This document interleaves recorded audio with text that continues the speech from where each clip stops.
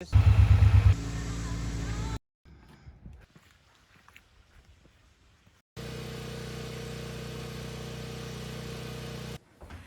morning and welcome to Full Circle Ozarks.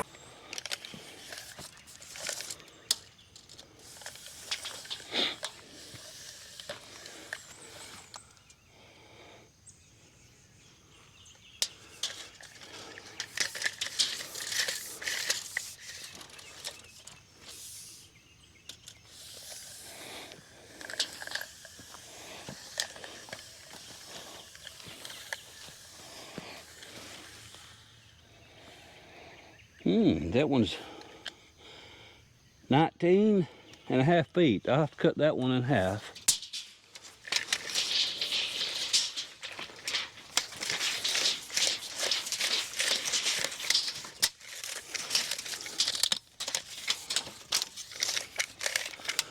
Well, hey friends, welcome back to Full Circle Ozarks and the sawmill. I didn't mean to be ignoring you there, but I got a project. I need some post. I'm gonna see if I can get some 6x6 post. So you can see in the background, I got a little bit of a stock of some utility poles. So I need probably 4. It's gonna be about 8 foot long. So I see a couple of poles right here that I can get over to the mill and get cut. As you can see, there's some hardware. See this copper wire here on these poles. So what I have to do is I set them on the mill. I take out everything that's visible in terms of hardware, the staples, the copper wire, the tags. Then I use a metal detector to check them, see if I can find anything else. So make sure you stay tuned. We'll get the excavator over here, get this picked up, get it set on the mill, and I think you're going to enjoy it. So I'll be right back with you.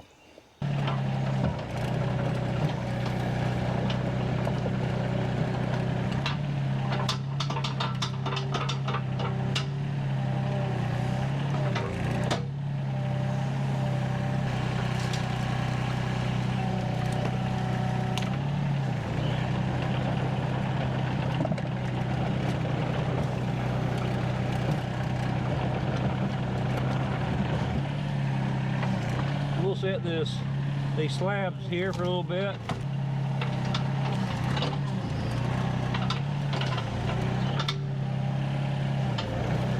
And we'll head over there and we're going to grab that utility pole.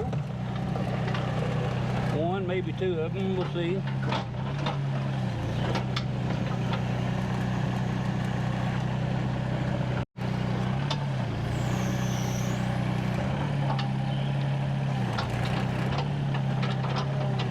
Grab this one and set it aside. We're going to take it over there, but let's see if I can save a trip. We'll set that one right there.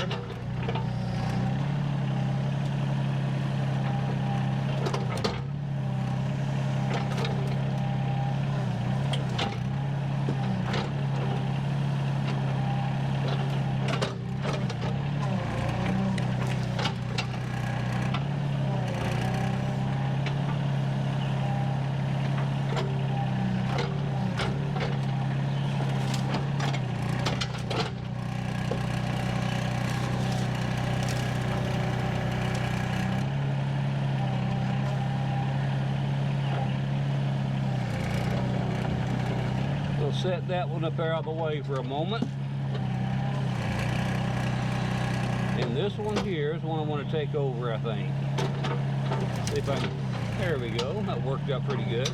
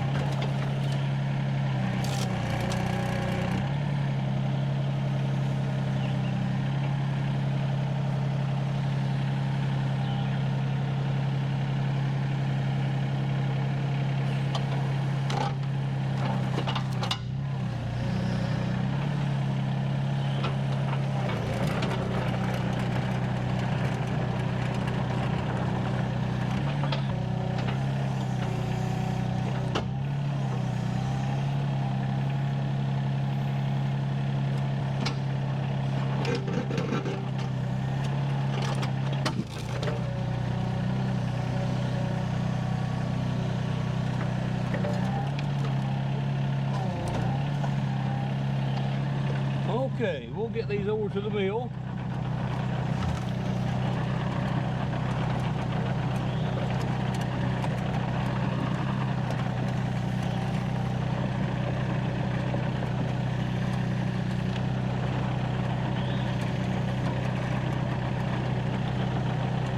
Okay, let's get this pole here on the mill. This pole here I think measured about almost 9 feet.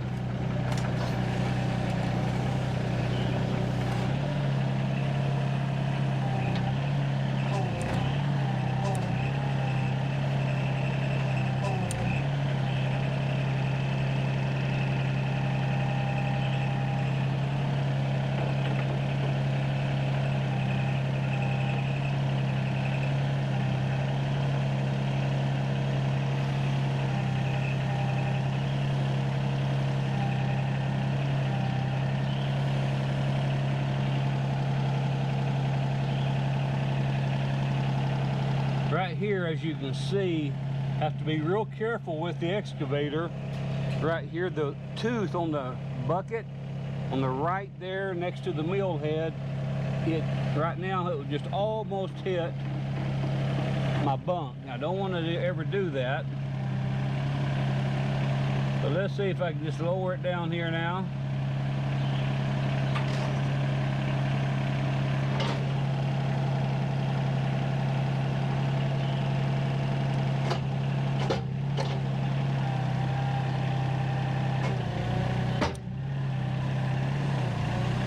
And folks, again, if you have a sawmill, you don't have to have an excavator to put the logs up there. It does make it easier if you have a tractor with a grapple or something like that, forks. But the excavator, for me, it makes it a whole lot easier. I'm just going to back the excavator up and get it out of the way.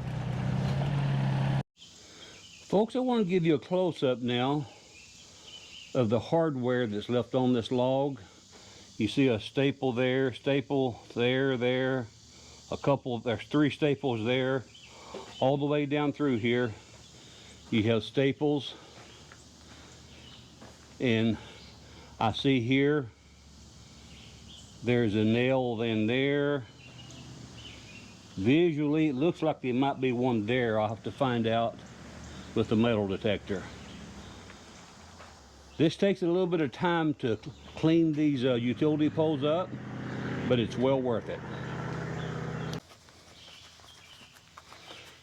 Folks, it's not hard to clean these up, but I just wanted to show you before I started pulling the staples out kind of what we're up against. But it does take a little bit of time.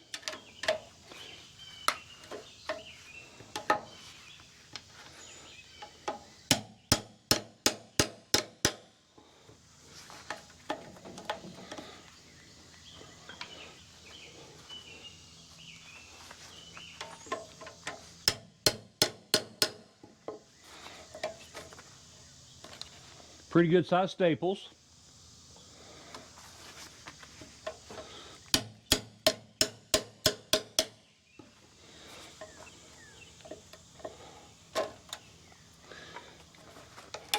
I've milled several utility poles since I've been doing this, and I know sometimes people will ask, well, how do you know you got them all out? Well, most of the time my metal detector, and I'll show you that in just a moment, will find these. But I guess the short answer is you never know until you start sawing. I think out of all the poles, and I probably sawed a couple of dozen of them by now, maybe more. I built this sawmill shed out of utility poles, all the posts, and built a couple other things. And I think during that time I only hit one nail that was kind of embedded, that had broken off, was kind of rusted, and it was deep enough in the wood my metal detector didn't detect it. That happens. The good thing about it, since I normally push the blade through these kind of slow, You can feel it, and if you'll stop real quick, you might dull a couple of teeth, but if you'll stop, you can save your blade. At least that's been my experience. Your mileage might vary.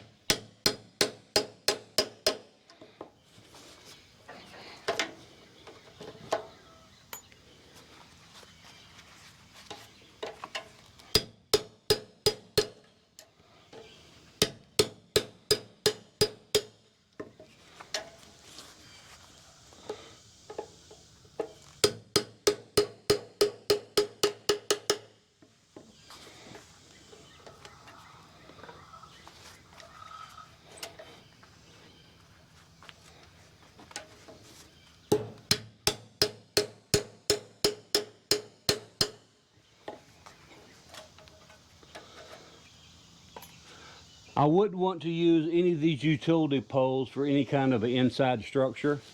I don't recommend that at all. But if you have something outside, like a fence post, they make good fence posts. So again, like for building my sawmill shed, that worked out good for that. Most of these poles have been around for many, many years when they pulled them out of the ground, and most of the chemical has leached out. But as you saw and get in, you might find a little bit of the chemical left. So I just would encourage you to use some kind of protection and put you some gloves on while you're handling these. Depending on what chemical that these are treated with, some data shows that that is harmful to you. Other data shows that it may not be. But folks, I haven't found many things from time to time that you can't find data somewhere that's going to harm you. So I think just using common sense, some extra caution.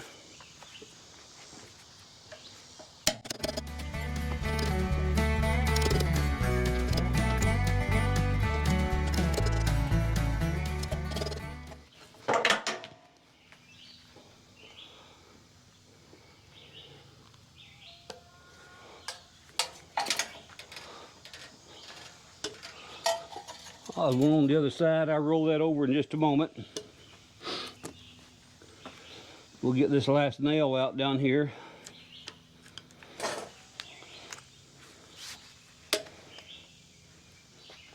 And you can see what came out of that.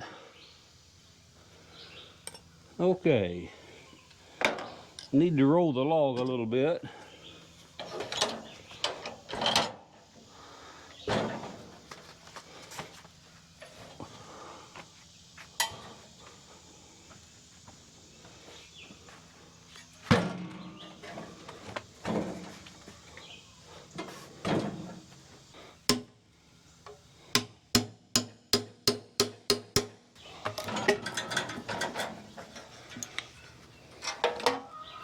Okay, folks, that's got all this off. I'll roll it up, do another visual inspection, see what I can find, then I'll get the metal detector out. Okay, folks, here's what I have. I have a metal detector. I actually bought this one at Harbor Freight a few years ago.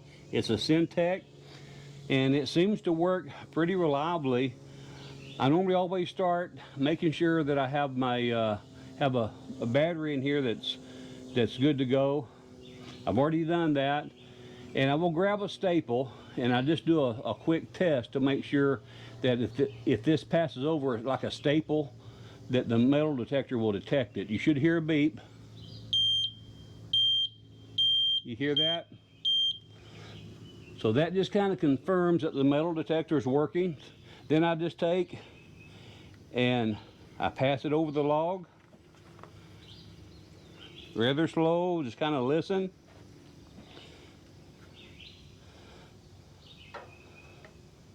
Then I want to roll it. Repeat the process.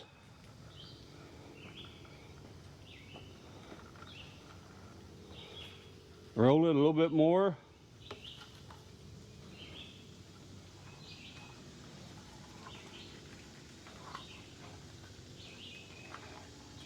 And again, I'm going to purposely get too close to this bunk here in just a moment. And you should hear a beep. Hear that? I got too close to that metal bunk. And folks, I hear the rain hitting the sheet metal on my sawmill shed. So hope it don't rain us out.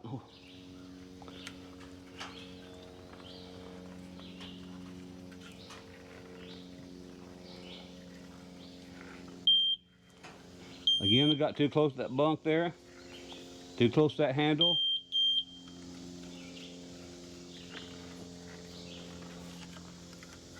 You check the end. Hey, there's a tag right there on the end that I need to get off. We'll check this one. I think this one's clean. Yeah, that one's clean. Well, folks, other than taking the tag off the very end here, I think we're good to go ahead and clamp this down and get it sawed. So let me get that tag off, and I'll be right back with you. Well, hey friends, before we actually saw, I want to share a couple, or at least one modification that I've done to my mill here. I kind of got tired of the mill rolling back and forth, so I built me a custom latch here. So when I bring the mill back, because what happens when you're out here milling, and if you get to tie it down some way or another, if you're open up, you know, kind of out in the field, and this happened a couple of times to me when I had my mill up on the field, you get a big puff of wind, this acts like a sail, and it will push your mill all the way down to one end or the other. And when it does that, matter of fact, I've seen videos where people have shown me where they forgot to secure their mill head, and the wind came up and it pushed it all the way off and damaged their mill. So I didn't want that to happen. I used to just put a strap around it, and I thought there has to be a better way.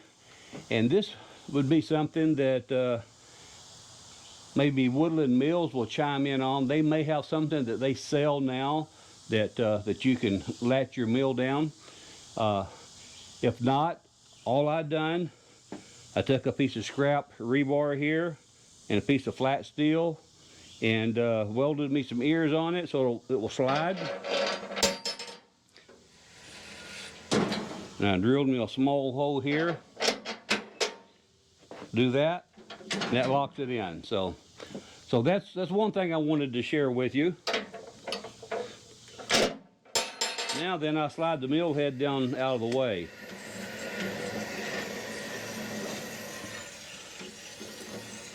Another thing is some people ask when I'm cutting these 6x6s out of the utility poles, what is the best way to get them squared up? Where do you start at and all? And what I've done, I have this little jig. That's a 6x6 I cut out of oak, and I just kind of position it here where I can get the best possible cut.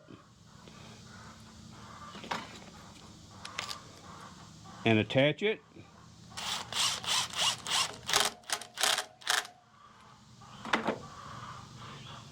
And what I'll do when that's not locked down yet, I'm going to lock it down just a moment, and I will put the blade on this, put a little bit of weight on it, then I put that bottom screw in, and that will lock it into place. Now I've got the four sides where I want to cut this post.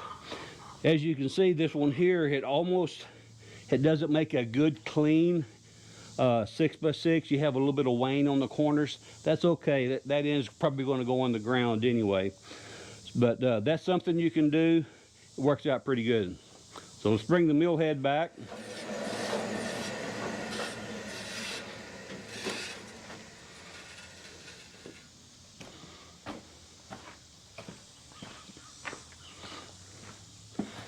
You go ahead and clamp this down.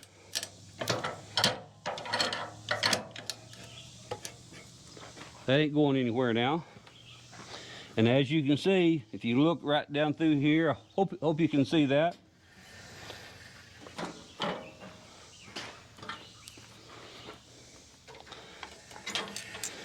I'm gonna just put my blade on that, get it, that will, there you go, just a little bit of light pressure. As you can see, that kind of squared that up.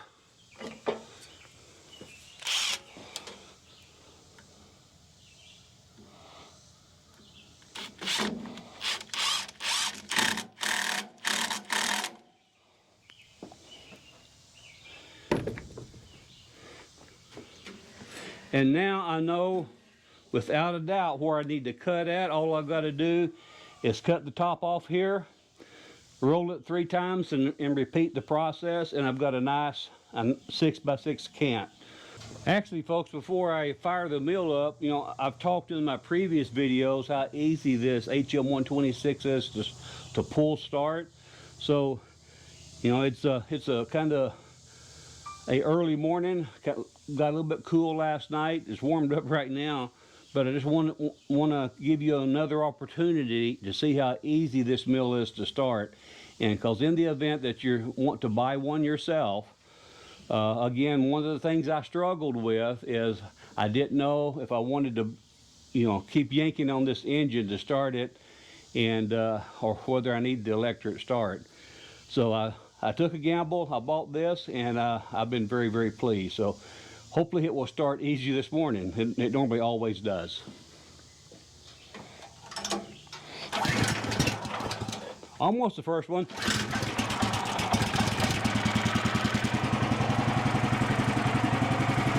So I'm going to let it sit there and warm up just a minute before we saw this.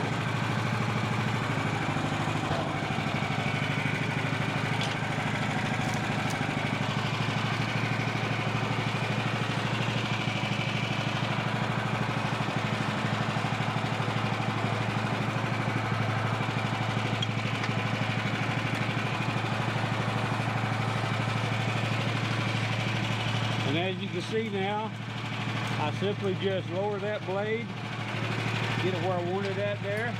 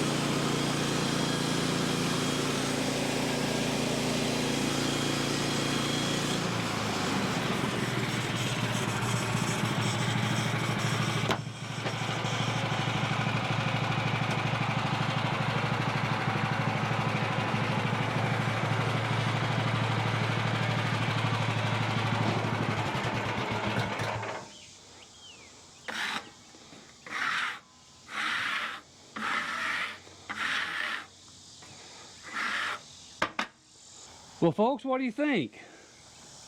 That made a real quick 6x6 post.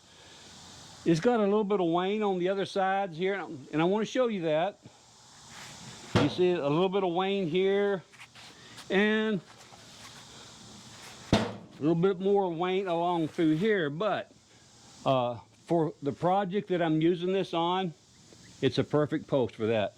It's going to go in the ground probably about 3 feet, and that's going to leave me about 5.5 feet up out of the ground. So that's going to work out good for this particular project. And again, your mileage may vary, but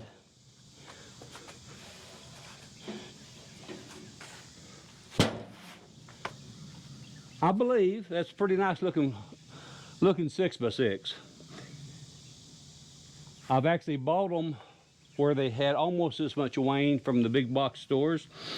But so I think this one's going to work out good. I hope you enjoyed the little trick that I showed you there on the end. It's just something that I came up with. I've got a couple of patterns. That's for a 6x6. I do some that are 5x5s and 4x4s. And when I'm just want to cut some posts real quick, that's a neat little trick to use. So especially if the log has a little bit of a bowl in it, you can kind of position that where you can get the best lumber out of that particular log. So, well, folks, this is a good time to end the video. I'm going to be sawing this next pole, maybe a couple more poles during the next video. So make sure you stay tuned. Take care, God bless, and I'll see you again on the next Full Circle Ozarks.